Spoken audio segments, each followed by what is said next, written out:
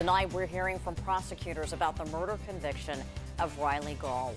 A jury found Gaul guilty of first-degree murder in the shooting death of his ex-girlfriend, 16-year-old Emma Walker. Anchor Robin Wilhoit joins us with a breakdown of his conviction and what prosecutors say about the case. Robin. The jury reached its verdict after about 3.5 hours of deliberations. Along with first-degree murder, that jury found Gaul guilty of stalking, theft, reckless endangerment, and possession of a firearm during commission of a felony. The judge sentenced Gaul to life in prison. After court adjourned, the district attorney general thanked investigators and witnesses for helping bring closure to the Walker family. They paid careful attention over the past 7 days and came back with a just verdict that will hopefully give some measure of peace, comfort, and closure to the Walker family.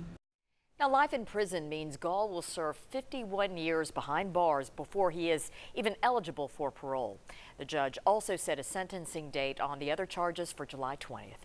Beth, back to you. All right, Robin, thank you.